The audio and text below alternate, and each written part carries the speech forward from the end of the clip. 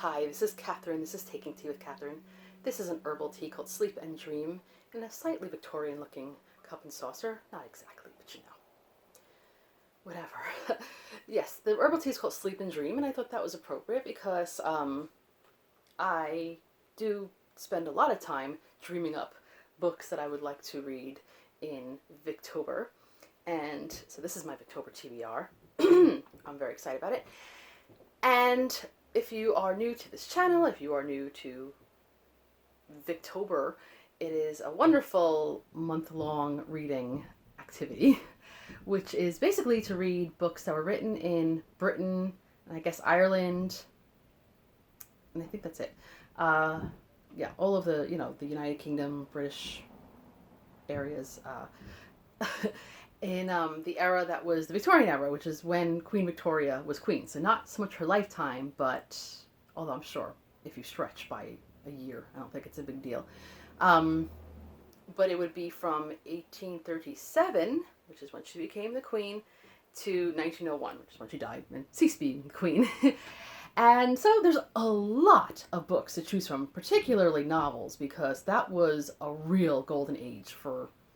Is it a golden age? Whatever. It was an amazing age for novels in all over the place, actually. I mean, a lot of great French novels, a lot of great German novels, a lot of great American novels. That's just like a tiny portion. Russian novels, and I'm sure all over the world, people were reading novels all of a sudden. Well, they were before too, but anyway, but in England and Ireland, etc., there was a wealth of books and magazines and all kinds of authors coming out. Everybody knows about Dickens, but I mean, there are so many more. So yes, there are a lot to choose from, but one must narrow it down, which is hard for me to do, but I did. The hosts of Victober are Katie at Books and Things, Kate Howe, and Lucy from Lucy the Reader, and they came up with different challenges individually and group challenges, etc. And so I tried to fit in books with the challenges, and then I have a few extras. Some of these can fit in different places or are interchangeable almost, but I thought, okay, I'll pick one per challenge, and then I'll have just a few extras if I have time. Who knows? So the first challenge that I have here is Kate's challenge, and that is to read a Victorian sensation novel, and that was a pretty big deal in Victorian times, but I decided to choose one that is known as a Victorian sensation novel, but I have never read it, and I found it, I think, at some point last year, maybe, in a bookshop, I think, and is Lady Audley's Secret from Mary Elizabeth Braddon. So we'll find out her secret soon enough. A lot of people have actually, who are into Victorian novels, have probably already read this, but the description is interesting. It says, at the same time, it established the prolific Mary Elizabeth Braddon. I don't know if I've read anything of hers, so. As a leading sensation novelist, in case you were wondering, a rival to the master of genre, Wilkie Collins. Anyway, I kind of left out a sentence there, so it doesn't make sense. But anyway, I could have also read Wilkie Collins, but I thought, I read him last year, I read The Moonstone, it was good. It was actually very, very good. Flouting the Victorian convention of the blue-eyed, wax-doll heroine, Braddon presented a sexually attractive woman with great depth and complexity of character, a woman, as one contemporary critic put it, high-strung, full of passion, purpose and movement, very liable to error. This novel can now be seen as an anticipation of Ibsen's great dramas, and as an unabashed bid for freedom from the constraints of Victorian womanhood. So that says a lot. So let's see if it lives up to this hype. All right. And Katie's challenge is read a Victorian book set in the countryside and or the city. I think I'm a little more focused on the city this time around. Nothing against the countryside, but this time around I picked one that is quite Londonish, and oh, this is another Oxford World's Classics. A lot of Oxford going on here, except they don't take place quite in Oxford, but anyway, not that I know of anyway. This is a book that I've been meaning to read for some time I read another book of this writer's, but I've never read this one, and that is New Grub Street. So I think this has to do with journalism. I'm not going to read every single description of each one, especially because they may give out a spoiler here and there. But I know this is based in London, and I can never get enough of reading about London. So the fact that I haven't read this yet is a shame, but we will rectify that. Okay. Lucy's challenge. Read a Victorian book with a female main character. And I think that is easily done. This book is, there's more than just a female main character in here, but there is a female main character, so I think it counts.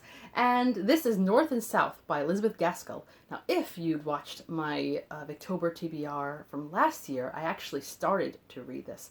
I did like what I was reading, but I had a lot of other books that I was reading at the same time, and they were all good too. I think all of them were good. Remember the Moonstone? So I didn't actually get very far in this book, and I feel kind of bad about that. And so I'm pretty excited about that. The main character's name here, the female main character, is Margaret Hale. Let's have her named in here.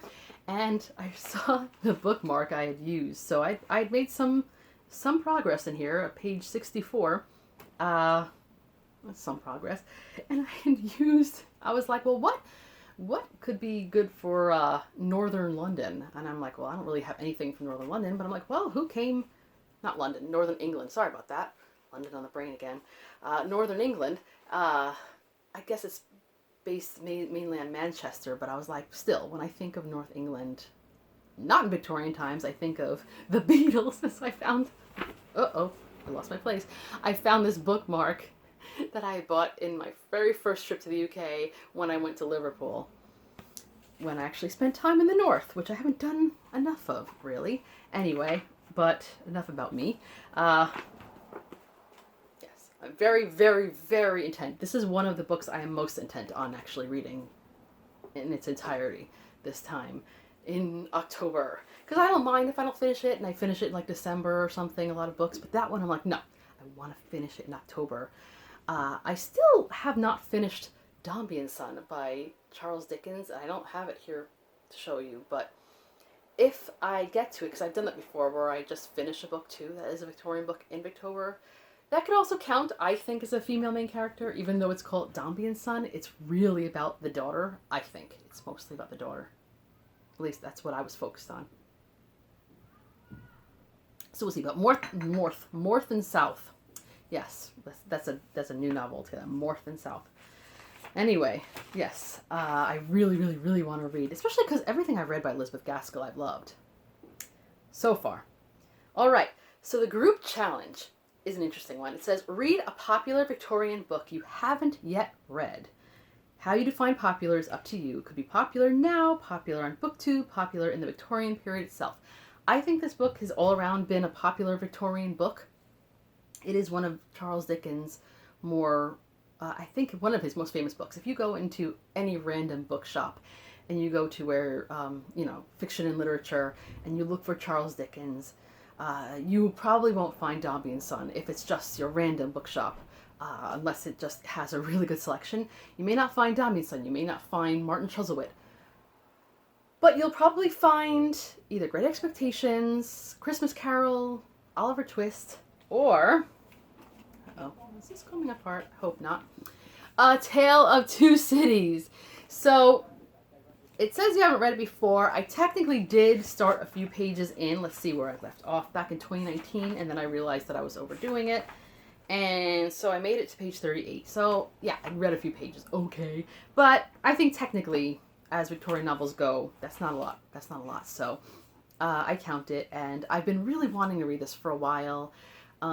Some people I know don't really care for it, but I'm hoping, I think otherwise. It's slightly a historical novel because it doesn't take place in the Victorian era, but we'll see. I definitely am looking forward to it. It is the kind of book I haven't really read of much by Charles Dickens, and I've really been struggling with Charles Dickens in recent years, so I want to get back to him. I've been doing a little better with Trollope. You won't see him in this TBR because I am actually currently reading a Trollope, and I imagine I'll finish it in September, but I didn't want to just shoehorn him into October. If I manage to find a way to read another trollop in October, I am perfectly happy with that happening, but let's not make any promises here. So that was the group challenge. The bonus challenge is to read aloud a section of a Victorian work or have it read aloud to you, i.e. by a friend or an audiobook. Now, I am not big on reading out loud. I'm not against it. I'm just not that big on it myself. I don't usually listen to audiobooks. Again, nothing against it. I usually kind of doze off, when I listen to audiobooks. I thought about asking my sister to do a Zoom meeting or a phone call or something where she reads to me, because she is amazing at reading out loud. That's like her thing. But that could happen or might not happen. It probably wouldn't happen for a whole novel. But I thought, if I were to read something out loud, what would I want to read? And that's probably poetry.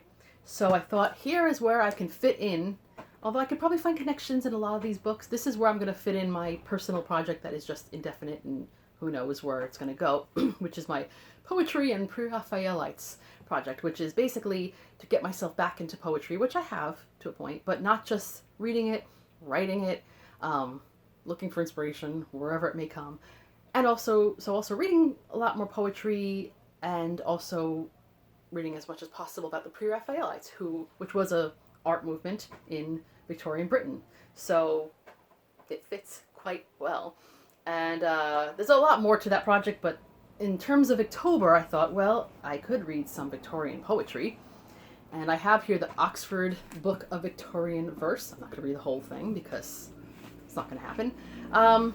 But I thought I would pick somebody who fits in quite well with the pre-Raphaelites, and that is Georgina Rossetti.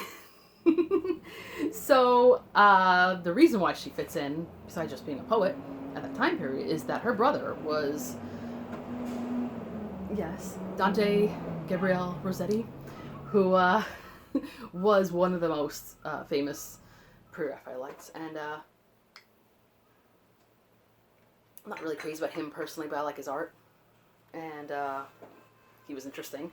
So why not read Christina Rossetti? And there are quite a few poems in here.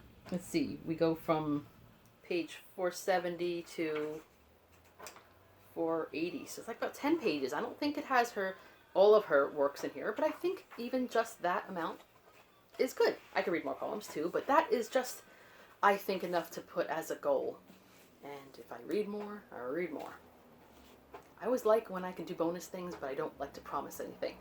The last thing, there's a group read, and I don't think I'm going to actually do it, which is to read The Gothic Tales by Elizabeth Gaskell. I know I just said that I really like Elizabeth Gaskell, but I'm not really in the mood for that, and so I am looking forward to seeing what other people say about it, and maybe I'll change my mind. But I don't know. It's not really up my alley. And I am reading a book by Elizabeth Gaskell, so I am reading North and South. That is the one that I'm most determined of all the books. So here are some of my, bonus round, Catherine bonus rounds. And these are not, required reading by me at all. But some of these do fit in to these challenges and everything. But I just want to see if I can get to it. So I have this book, London Stories, that I bought not too long ago at Book Off. Yes, it is a beautiful, beautiful volume. And again, did I mention I like reading about London? And obviously there is a lot about that in these challenges as well.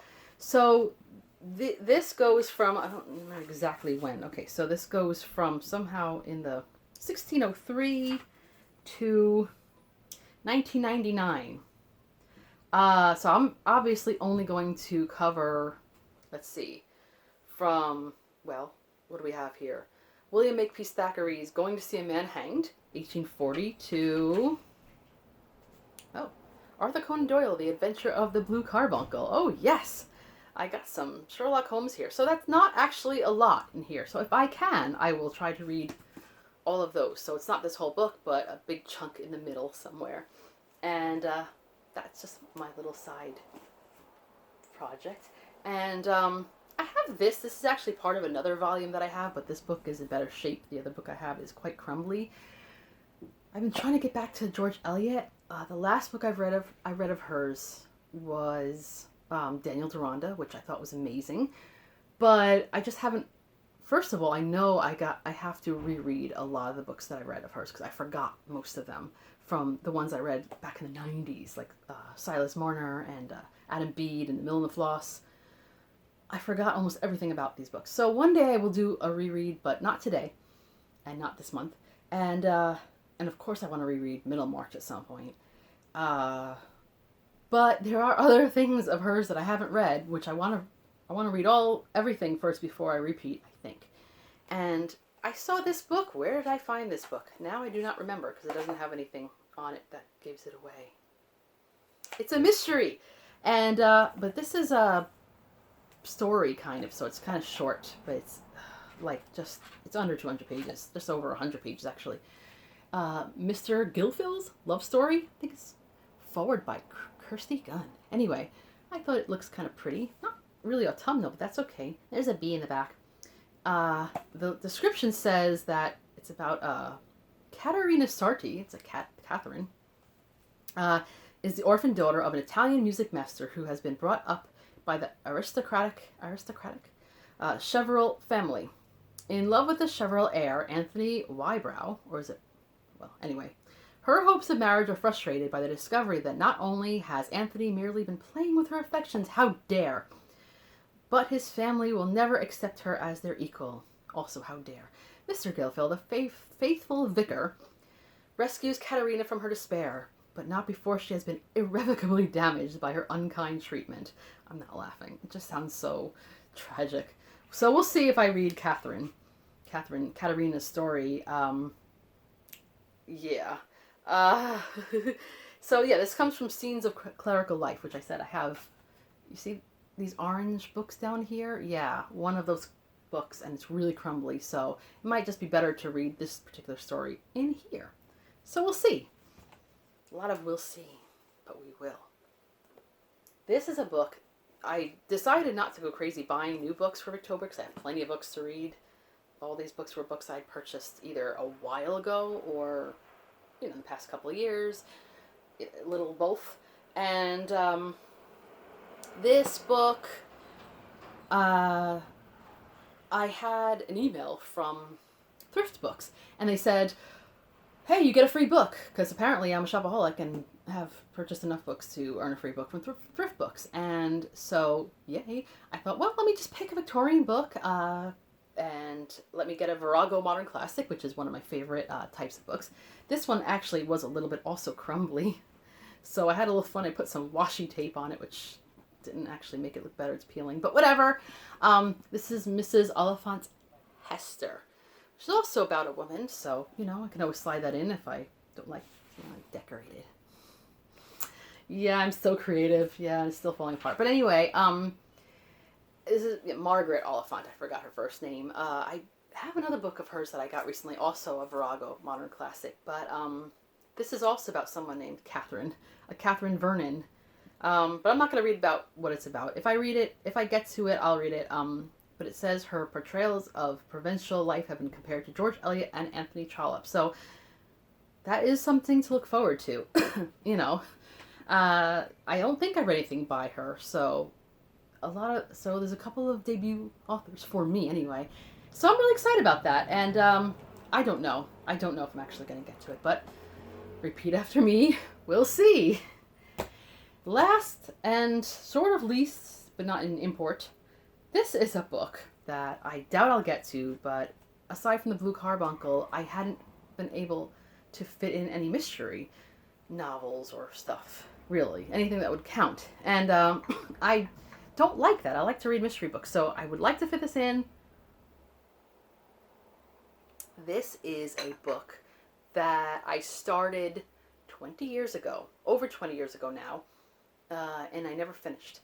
And I hate to say that I never finished because I always talk about how much I love Sherlock Holmes, and this is a Sherlock Holmes book, and it's not that big of a book, so the fact that I never finished it is kind of annoying to me. But this is probably the oldest book I have here, at least in my collection, like that I've had the longest. Uh, if you guys remember the Scholastic book orders or whatever they were called when I was growing up, this is probably where it came from. But this is Arthur Conan Doyle's A Study in Scarlet. Look at this book. This book is ancient. It's a watermill classic. Look at this picture. Oh my goodness. It is so ancient. It is so old that I can see that I wrote my name in here, which I don't usually do anymore, in pencil, I think, but in really bad handwriting. And it also had my dad's writing in it, so he must have read from this book, I suppose, because he usually didn't write his name in it either unless he had read from it.